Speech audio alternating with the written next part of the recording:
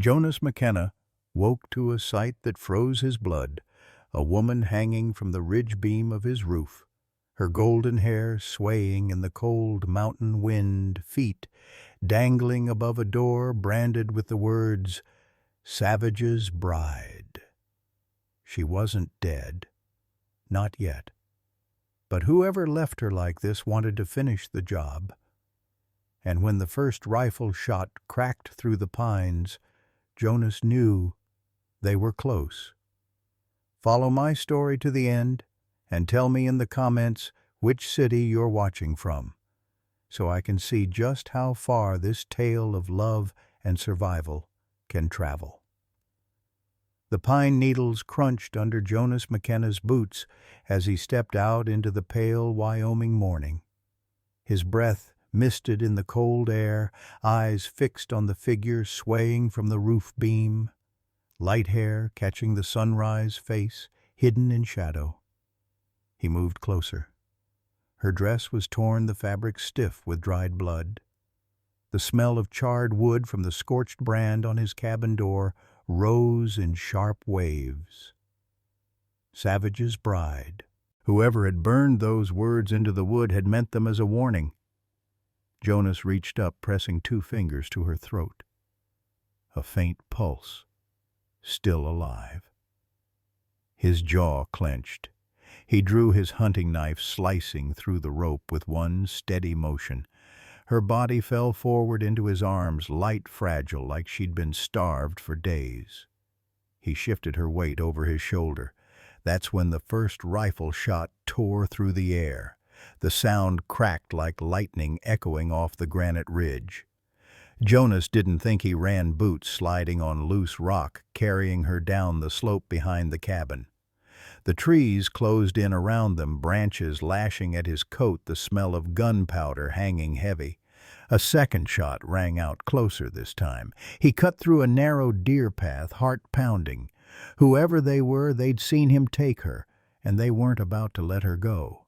"Stay with me," he muttered, though she couldn't hear. Her head lolled against his back, breath shallow against his shoulder. The lean-to by the creek came into sight, a crude shelter he'd built for hunting trips, half hidden by tangled brush. Jonas pushed through the undergrowth, ducking inside. The place smelled of pine sap and damp earth. He laid her on a bed of furs, brushing tangled strands of hair from her face. Dirt streaked her cheeks. Her lips were pale. Her eyes fluttered but didn't open. Jonas froze.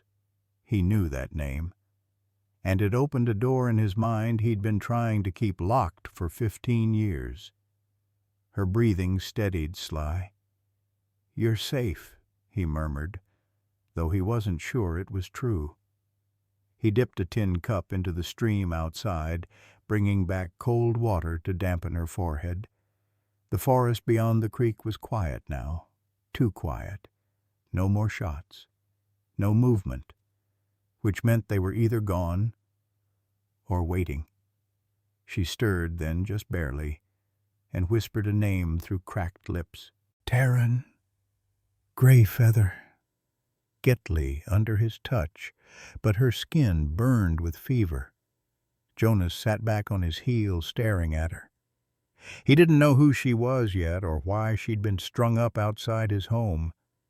But he knew one thing: whoever wanted her dead wasn't finished, and neither was he. Jonas sat on the edge of the firs, the cold from the creek water still clinging to his hands. Outside, the pine branches shifted with a sound like whispered threats. He'd heard silence like that before on nights when enemies lay low, letting the dark do their hunting. The woman's chest rose in shallow, uneven breaths. Her lips trembled, moving without sound, until suddenly her voice rasped, faint but sharp enough to cut through the quiet. "Get away." Her eyelids fluttered open, revealing pale blue eyes clouded with fear. "You're safe, Jonas," said his voice, low, steady. Her gaze darted to the corners of the shelter, wild and searching. She pushed against the firs, trying to sit up, but her arms shook under her own weight. "No, You don't understand. They'll—" Her words broke into a cough, and she clutched her ribs with a wince. Jonas steadied her with one hand. "They're not here. You don't know them," she whispered, her breath hot with fever. "I've known men like that all my life," Jonas replied, "and I've buried too many to let them take another." She studied him for a long second, as if weighing whether he was a worse danger than the ones chasing her. "Who are you?" "Jonas McKenna," he said simply. Her voice was barely more than air. "Clara Whitlock." The name hit him hard, though he kept his face still. Whitlock, cattle money, border wars, and a patriarch who'd signed orders that bled into every Apache canyon like poison. "You've heard it before," she said, reading the shift in his eyes. "Your father, Jonas, said." She nodded once, the motion small but heavy. "I left him years ago, after he hit me for the last time." Her voice tightened. "I didn't just run. I followed someone." The name she'd whispered earlier came back to him like a thorn in the flesh. Taryn Greyfeather. Her lips pressed together, eyes closing briefly. "He found me bleeding in a creek behind our land, told me I wasn't the enemy, said no one was born one." She took a shaky breath. "We lived in the canyons. He taught me his language, his ways. We hunted together, slept under the stars."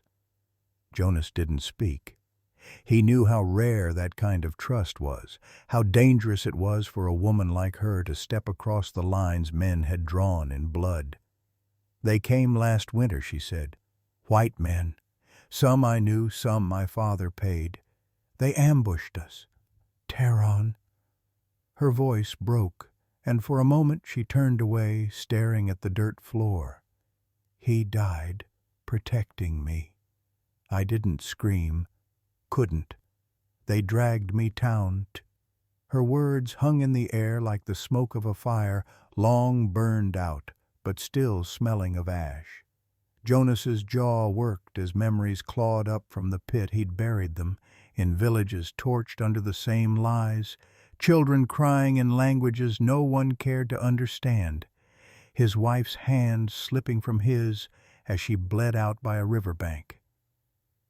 "You can hate me," Clara whispered. "Everyone else does." Jonas leaned back against the wall, staring at the flicker of the fire. His voice came quiet, almost to himself. "I don't hate you." Her eyes searched his face, suspicious at first, then softening. "Then, what do you think I think the ones who call it betrayal never knew what love looked like?" Her lip trembled. "I should have died with him." "No," Jonas said, stirring the embers with a stick. "You didn't. And that's not betrayal. That's survival. And it takes more courage than most men will ever have." For the first time since he'd cut her down, she let herself cry, not the choked sobs of panic, but slow, quiet tears that seemed to loosen something tight in her chest. Outside, a branch snapped. Jonas's head turned toward the sound. The silence returned heavier than before. He reached for the old rifle propped in the corner, his hand brushing its cold metal. Clara's eyes flicked to it. "Will you use it?" she asked. "The trigger's gone," Jonas said. "Took it off the day I buried my daughter. Never put it back." Her brow furrowed. "Not even if they come for me." He said nothing, but his gaze stayed on hers until she looked away. The wind shifted, carrying the faint scent of wood smoke from somewhere beyond the ridge. Jonas's gut told him it wasn't from any friendly fire. Clara's voice came low, certain. "They won't stop."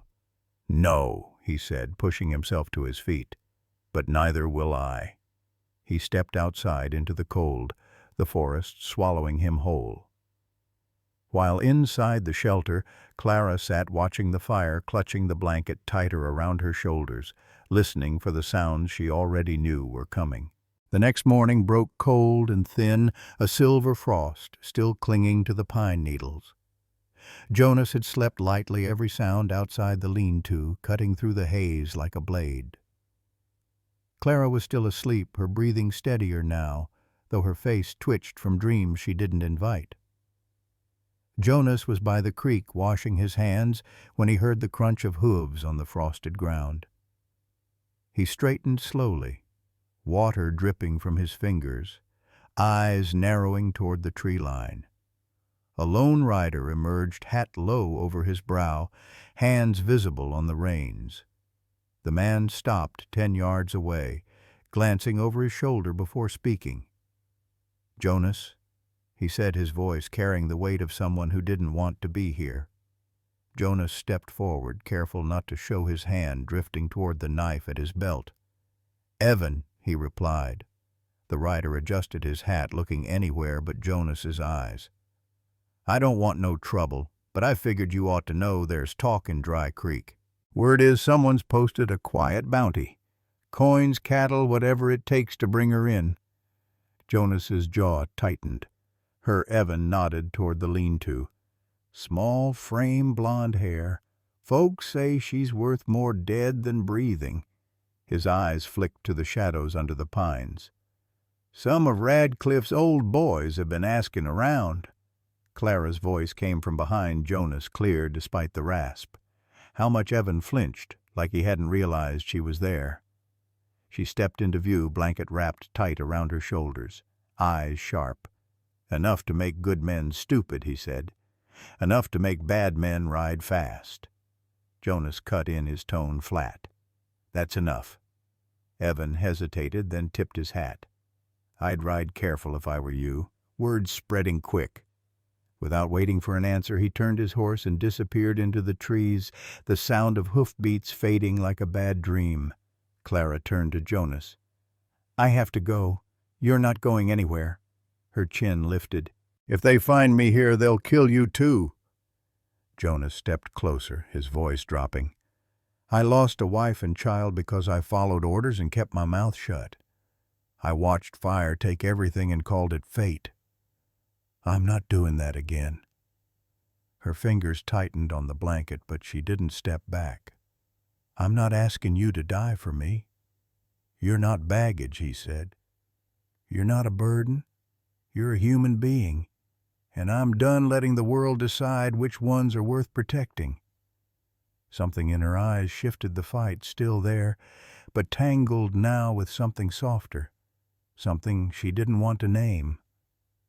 "They'll come," she said. "I know."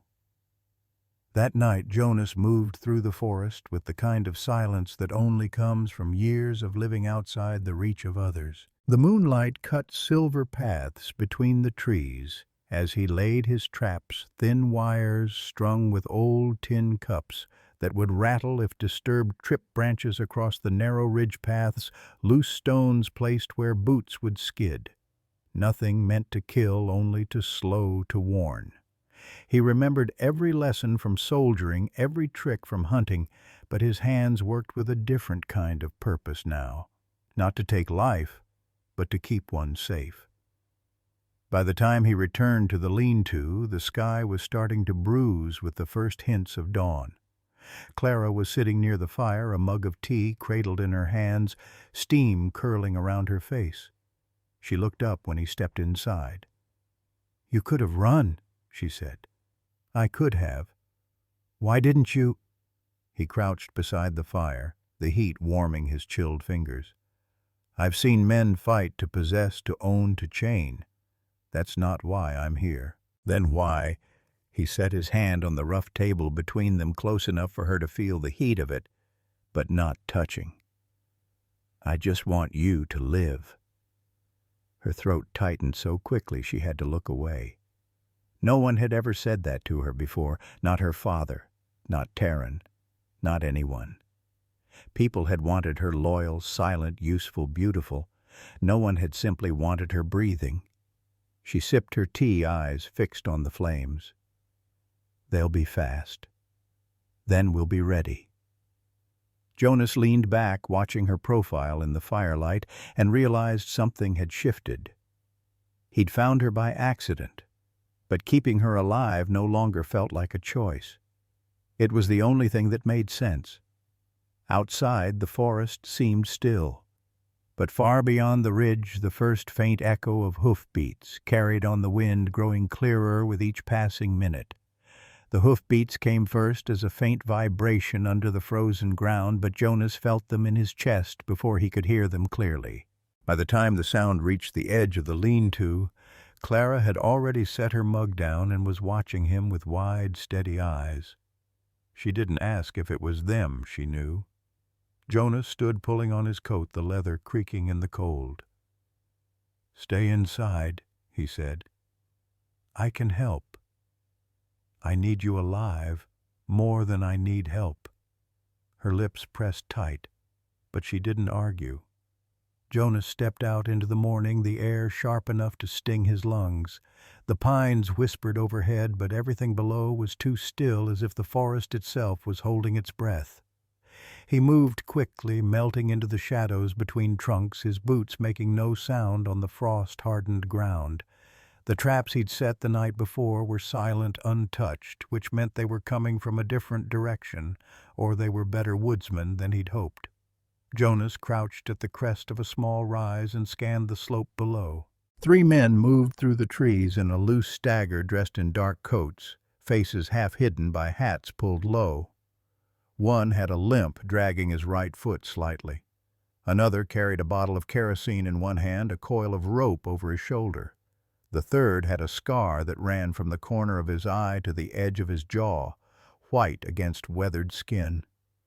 They spoke in low voices, laughter curling through the cold like smoke. "Bet she's pretty when she begs," the scarred one muttered. "Better if she's half dead," the limping man replied. "Easier to string." Jonas's hands clenched, his breath slow and controlled. He waited until the last man passed his position before he moved. Dropping down from the ridge, he struck the rear man first, an elbow to the throat, swift and silent, then a twist that sent the man crumpling into the snow. The second spun knife flashing, but Jonas was already moving his fist, connecting with the man's jaw in a single brutal strike. The third, the one with the rope and the kerosene, caught the movement from the corner of his eye and swung around, a revolver already in his hand. Gunfire cracked through the trees. Back at the lean-to, Clara froze. The sound tore through her like a match struck in dry tinder. She grabbed the oil lantern, the flint, and the only plan she had. Her fingers worked fast, striking spark to wick the flame, jumping to life. She stepped into the forest, heart hammering, and tipped the lantern over a thick patch of brush. The fire caught instantly, dry needles and leaves igniting in a rush of gold and orange. Smoke poured upward, choking the air. The wind shifted, feeding the flames. Down in the trees, the 2 remaining men cursed, stumbling back as the fire roared toward them. Jonas didn't waste the moment. He closed the distance, kicking the kerosene out of the man's grip and sending the revolver skidding across the dirt. The scarred man lunged at him with a snarl, and they went down, hard fists and knees finding their marks. Jonas twisted, using the man's momentum to drive him into the ground, then rolled free, chest heaving. The firelight flickered through the smoke, and Jonas saw her, Clara, standing at the edge of the flames, hair damp with sweat, dress singed at the hem, holding a burning branch like a weapon. He ran to her, grabbed her arm without a word, and pulled her toward the ravine trail. The heat chased them, the air thick with smoke, each breath burning in their lungs. They didn't stop until the trees thinned, and the dark mouth of an old cave opened in the canyon wall. Jonas shoved her inside and followed the sudden coolness of the stone wrapping around them. For a long moment neither spoke. Jonas could hear her breathing fast, ragged, but she was still standing. He reached out, brushing a blackened lock of hair from her face. "You set the woods on fire," he said, his voice rough. Just a little, she rasped. You could have died. She met his gaze, unflinching. I know. He hesitated, fingers still tangled in her hair. Would you have died for me? Her answer came soft, but without hesitation. No. I want to live for you. Jonas felt something shift inside him then, not relief exactly, but the solid, undeniable weight of choice. Outside, the forest burned, but in the darkness of the cave, the only thing he could hear was the sound of her breath mingling with his own. The fire outside the cave had begun to fade to a dull orange glow, its roar replaced by the crack and pop of dying timber. Smoke drifted in thin ribbons across the entrance, catching the early light. Jonas sat with his back against the stone wall, knees drawn up, eyes fixed on the shifting shadows beyond the mouth of the cave. Clara sat opposite him, her blanket wrapped tight, the smell of smoke clinging to her hair. She broke the silence first. Those men, they weren't just bounty riders. They knew where to look. Jonas didn't answer right away. He'd been turning that same thought over since they'd stopped running. They didn't stumble onto us, he said finally. Someone pointed them here. Her voice was quiet but steady. Then it's not just the bounty. It's him. Jonas looked up. Who? Her fingers tightened on the edge of the blanket. Clayton Red, my father's old friend. They used to write each other letters, threats, warnings, promises. My father paid men like him to do the things he didn't want his own name tied to. When Taryn and I ran, Red told him in writing he'd hang him from the gates of Dry Creek, called him a mud-skinned thief. Jonas shifted, leaning forward. And you've seen his hand in this before I saw it the night they took me. The man who branded those words into the cabin door, Savage's Bride, burned them the same way Red signed his name, a crooked P in Bride, the kind that dips below the line. I'd know it anywhere. Jonas's jaw tightened. He's not just hunting you. He's trying to wipe out the memory of anyone who's ever loved an Apache. Her eyes met his, unwavering. Then he'll have to kill us both. They let the words hang between them, the air thick with the weight of what was coming. Outside, the forest was waking distant crows, calling a squirrel, rustling in the leaves. But beneath those sounds, Jonas still felt the faint hum of danger, like a wire pulled too tight. By mid-morning, the smoke had cleared enough for them to step outside. The forest floor was blackened in patches, embers, glowing faintly in the underbrush. Jonas led Clara along the creek, moving upstream where the ash hadn't reached. They found a spot beneath a ridge where the water pooled clear and cold. Clara knelt to wash her face, cupping the water in her hands. Her reflection stared back at her, smudged with soot eyes, ringed with exhaustion. She splashed the cold over her skin until it bit, until she could almost believe she was washing away more than dirt. Jonas crouched beside her, filling his canteen. "We can't stay here," he said. "The fire might have scattered them, but it won't stop them. They'll regroup." "Where?" she asked, looking up. "There's an old hunter's hut deeper in the pines. Roof's half gone, but it's hidden, and there's a spring nearby. We'll make it hold." She nodded, but he caught the flicker of doubt in her eyes. What he asked? "You're building walls for someone you barely know." Jonas stood, slinging the canteen over his shoulder. "You think I'm doing this because I know you?" She hesitated. "Aren't you? I'm doing it because I've seen enough people turned into trophies by men like Red. I'm tired of burying them." Her gaze dropped to the water, the current carrying away the reflection of her face. "Then I'll help," she said.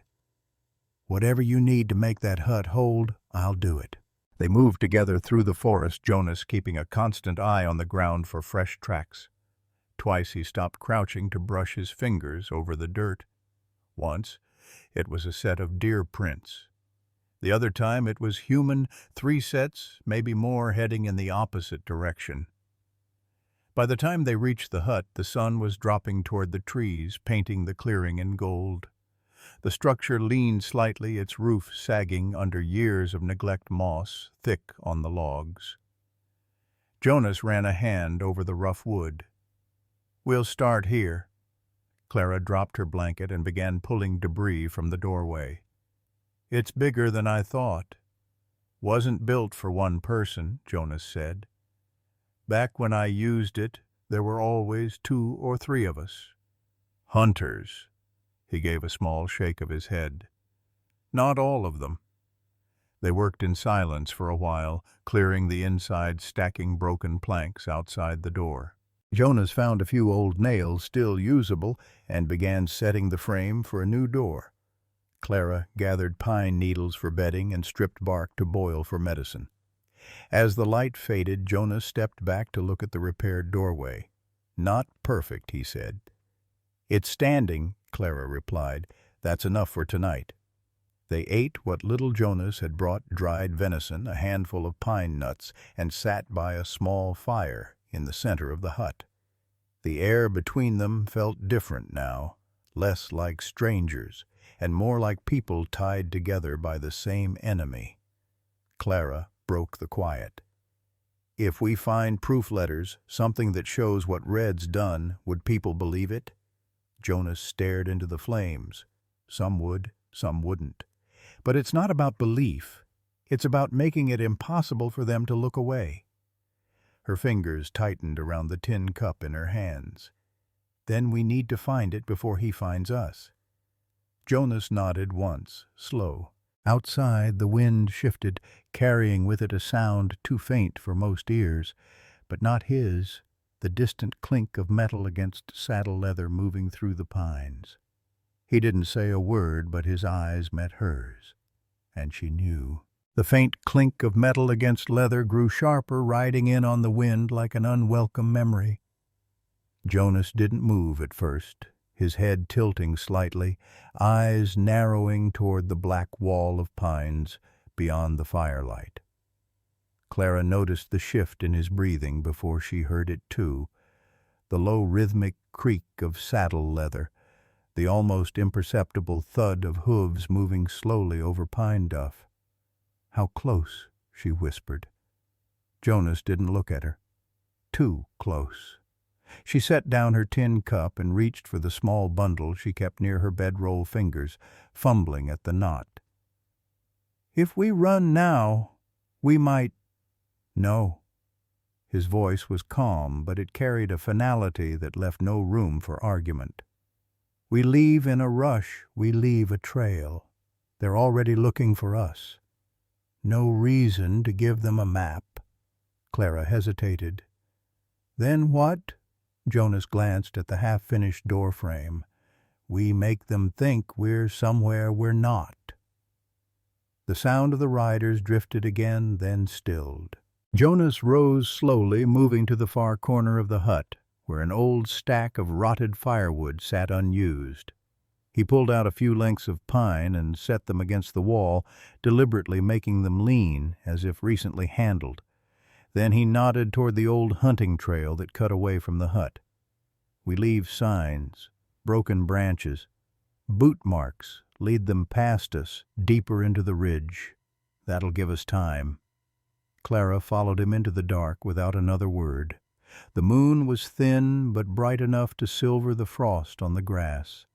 Jonas moved ahead, breaking a few twigs at eye level, scraping his boot heel across patches of dirt, leaving just enough disturbance to catch a tracker's attention. They circled wide, returning to the hut from the opposite side.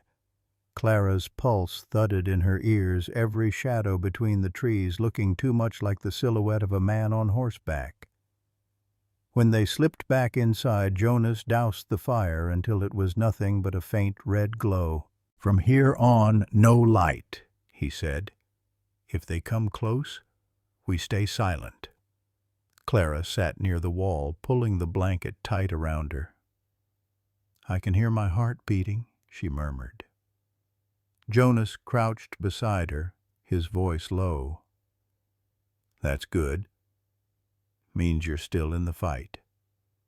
For a long time there was nothing but the sound of their breathing and the occasional pop of a cooling log.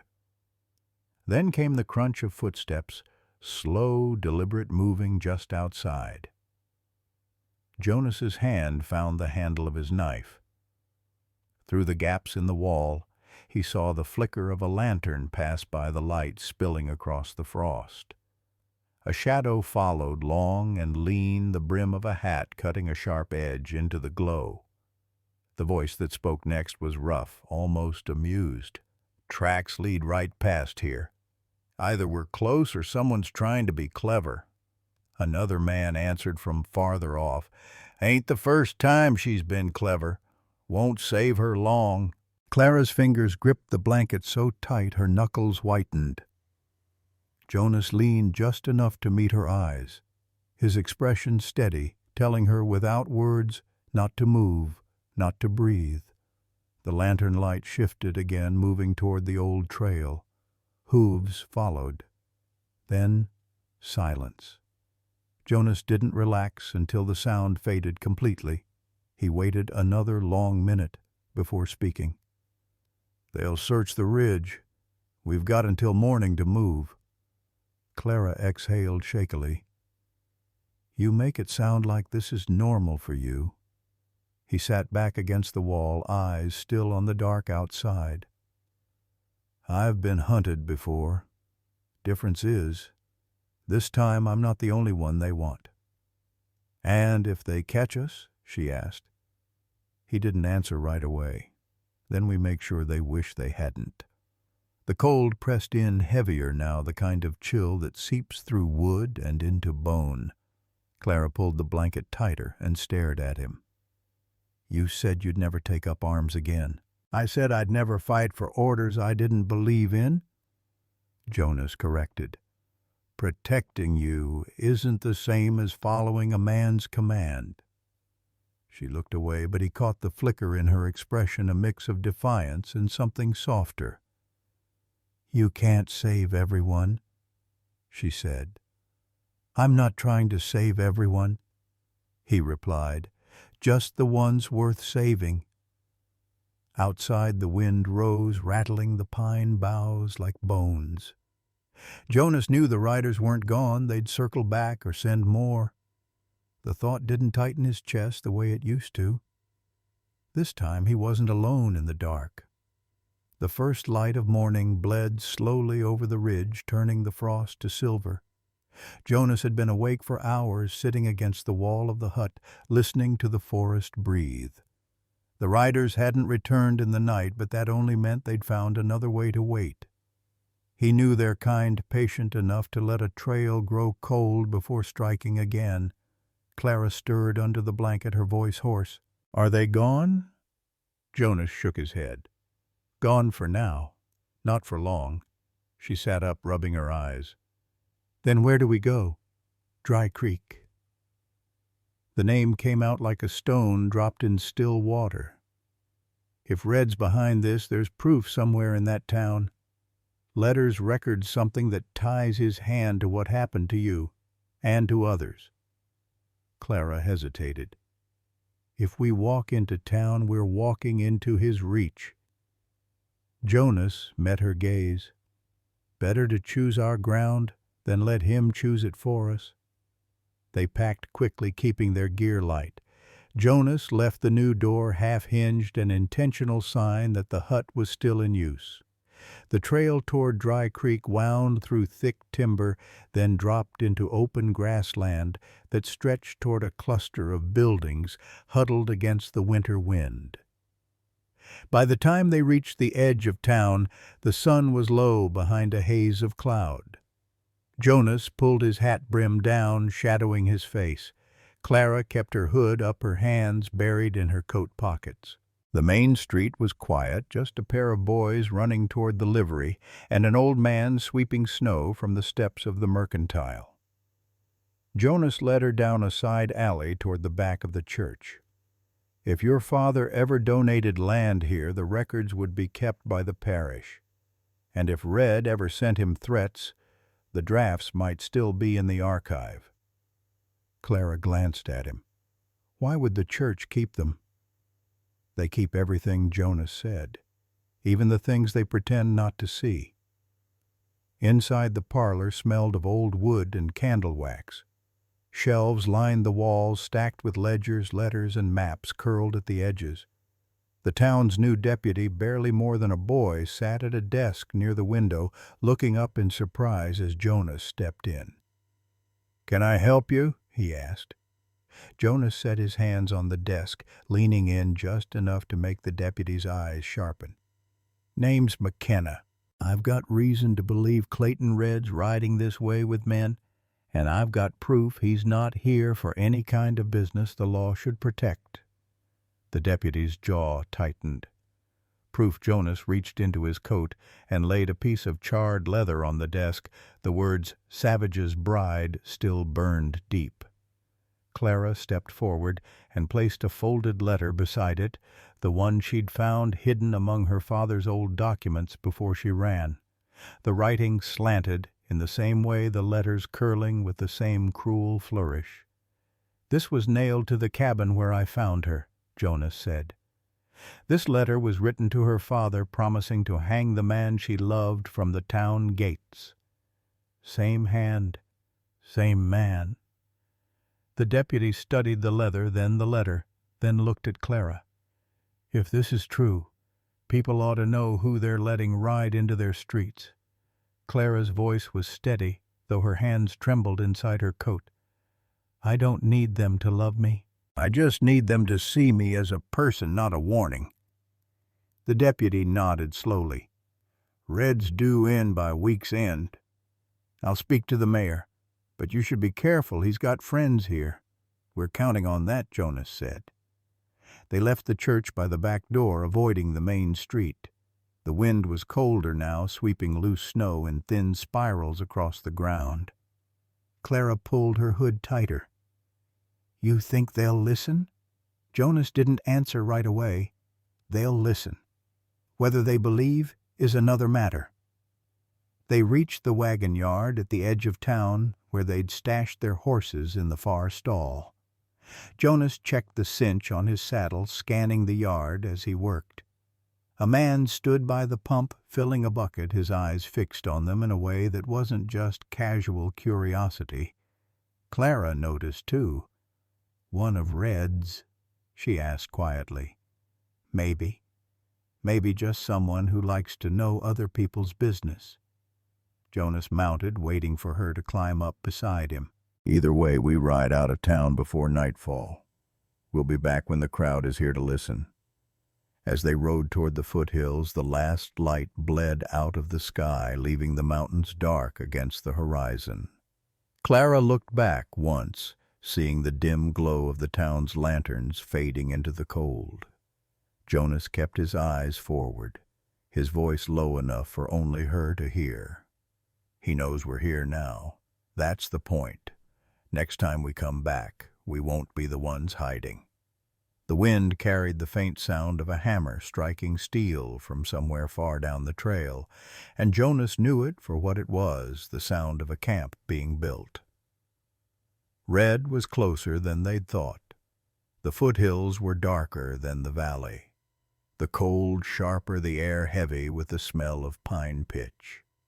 Jonas led the horses along a narrow game trail, listening to the creak of leather and the soft clop of hooves. The sound of hammering had faded, but it sat in his mind like a nail half-driven.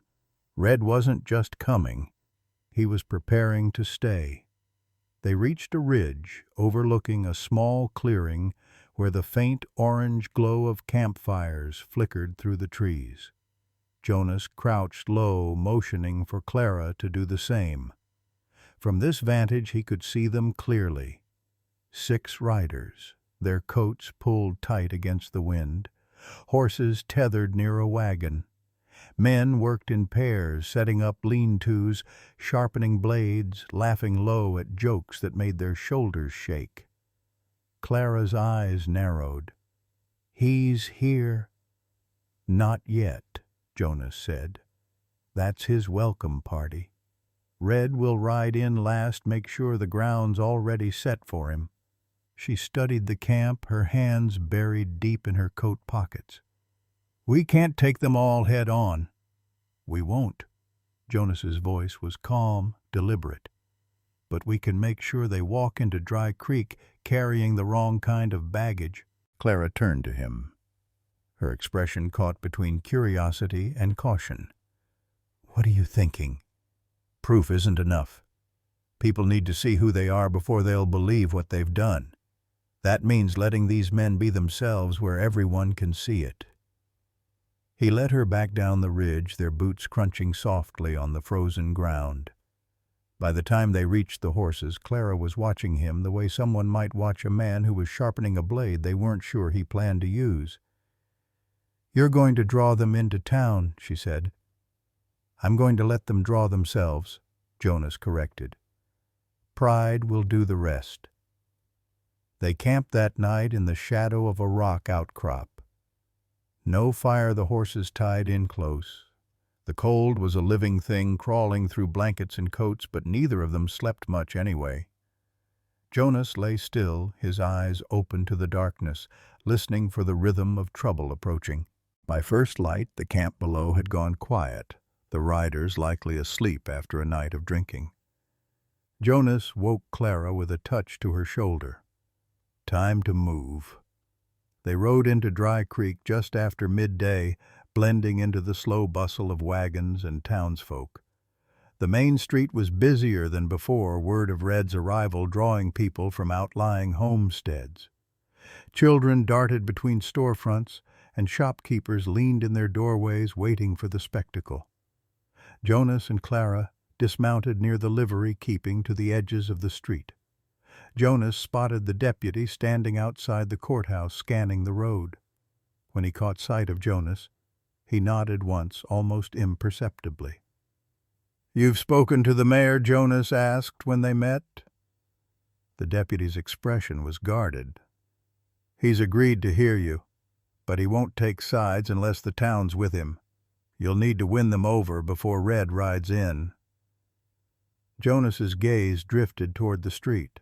"Then we let Red's men do the talking." They didn't have to wait long. By late afternoon, the first of the riders from the ridge sauntered into town, their laughter cutting sharp against the winter air. They rode 3 abreast, eyes sweeping over the townsfolk with the casual arrogance of men who believed no one would challenge them. One spat in the dirt in front of the general store. Another whistled low at a young woman passing by, his grin wide when she quickened her step. Clara's jaw tightened. It's starting. Jonas stood with his back to the courthouse wall, watching as more riders arrived, their behavior loud enough to draw glances, quiet enough to avoid outright charges. A display meant to unsettle, to remind the town who held the advantage. The mayor appeared on the courthouse steps, his expression stiff eyes darting between Jonas and the growing cluster of men on horseback. Jonas caught Clara's gaze. Let them keep at it. By the time Red gets here, the town will already know what he's brought with him.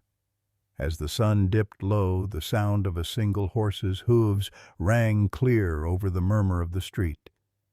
Clayton Red rode in alone, his coat open despite the cold, his hat brim casting a shadow over a face marked by years of getting his way. The men in the street straightened when they saw him, some tipping their hats, others merely falling in behind as he passed. Red's eyes swept the street once before settling on Jonas. The corner of his mouth lifted in something too thin to be called a smile. He reined in his horse, stopping just short of the courthouse steps. "McKenna," he drawled, his voice carrying just enough to be heard by those nearby. "I'd say it's been a long time, but that would suggest I've been thinking about you." Jonas didn't move from where he stood. "You've been thinking about something." Red's gaze slid to Clara, lingering. "I see you've been keeping interesting company." Her hood shaded her face, but she didn't look away. still sending other men to do your work. Red. The crowd shifted, the tension between them pulling tight like a drawn bowstring. Jonas knew this was only the first arrow. The street had gone still in that brittle way just before a storm. Red's men lingered on their saddles and along the boardwalk, their boots tapping wood in a restless rhythm. The townsfolk kept their distance, forming a loose half-circle around the courthouse steps, eyes darting between the two men who stood at its base. Jonas didn't break Red's stare. "We've got business," he said, his voice steady but pitched to carry. "Best we do it where everyone can hear." Red gave a low laugh. "Business? You mean your little story? I heard you've been filling the deputy's head with it. I'm sure it makes you feel noble." "It's not a story," Jonas said. He turned just enough to face the mayor, who stood rigid at the top of the steps. "It's proof, and the people here deserve to see it." The mayor hesitated, glancing between Jonas and Red, then gave a stiff nod. "Bring it inside, all of you. This town will not have its disputes settled in the street." The courthouse interior was dim, warmed only by the small stove in the corner. The smell of wood smoke hung heavy as the mayor took his seat at the long table flanked by the deputy and two elders. A few townsfolk followed curiosity, pulling them past the threshold. Jonas stepped forward, setting the charred piece of leather on the table. The words, "Savage's Bride," were still black and deep against the pale hide. "This was nailed to the door of the cabin where I found Clara Whitlock hanging by the neck. She was alive when I cut her down. Whoever put her there wanted her dead slowly." Red leaned casually against the wall, arms crossed, a smirk fixed in place. "Sounds dramatic, McKenna. You sure you didn't dream it up on one of those lonely nights in the hills?" Jonas didn't turn. He reached into his coat again and placed the folded letter beside the leather. "This is a letter written to William Whitlock, Clara's father, threatening the life of the man she loved. Signed in a hand that matches this branding exactly." The mayor leaned forward, studying the two items, his brow furrowed. "You're saying this letter and the branding were done by the same man?" "I'm saying they were done by Clayton." "Red," Jonas said. That got a murmur from the crowd.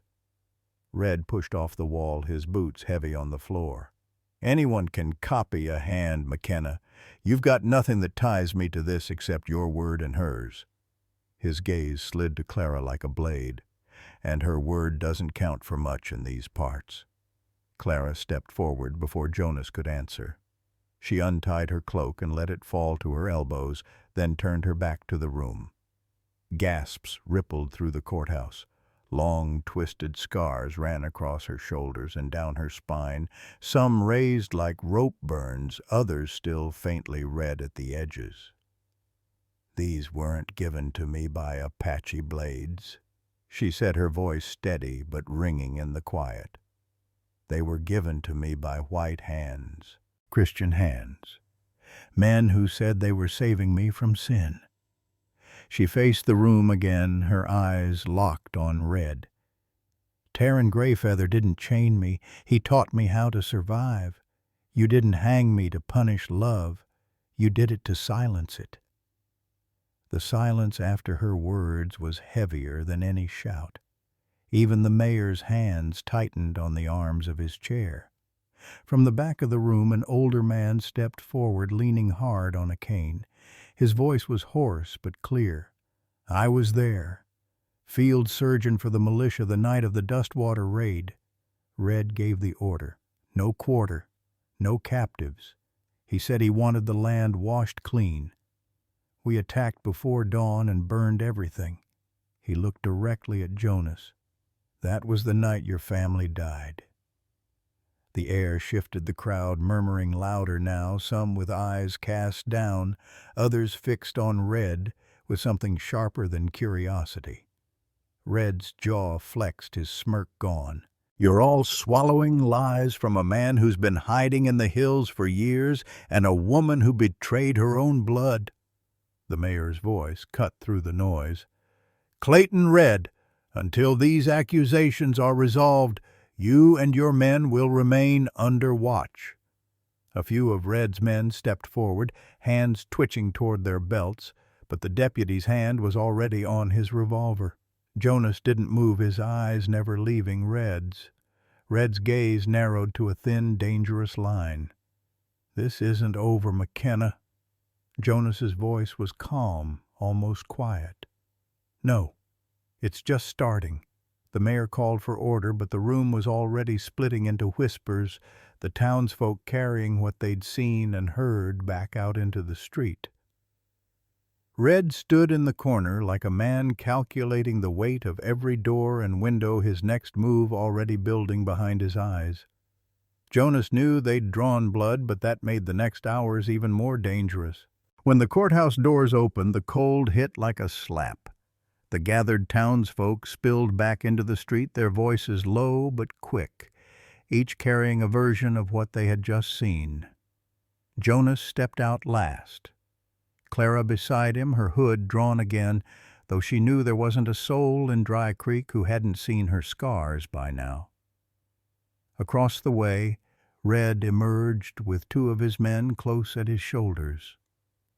His face was carved into something between control and fury, the kind of look Jonas recognized from men who'd been cornered but refused to admit it. The rest of Red's riders scattered themselves in pairs along the street, leaning against posts, hands loose but ready. Jonas guided Clara toward the horses at the far end of the livery. "Keep your head down. Don't talk to anyone." "I'm not afraid of them," she said. "You should be," Jonas replied, not looking at her. "Fear keeps you alive long enough to choose when to stop running." From somewhere near the saloon, a voice barked, "McKenna!" One of Red's men, the scarred one from the ridge, stood with his thumbs hooked in his belt. "You and the girl think you made fools of us in there?" Jonas didn't answer. He kept walking. The man laughed loud enough to draw more eyes. "Ain't over till the dirt's over you." The mayor's deputy crossed the street with two others moving to place themselves between Red's men and the livery. His voice was steady. "Not here. Not now." It was enough to make the scarred man spit and step back, but his eyes stayed on Jonas until he disappeared around the corner. Jonas saddled the horses quickly. Clara stood beside her mare, glancing toward the street. "We're leaving." He tightened the cinch and looked at her. "If we stay, the fight comes tonight." "Out there," he nodded toward the hills, "we get to pick the ground."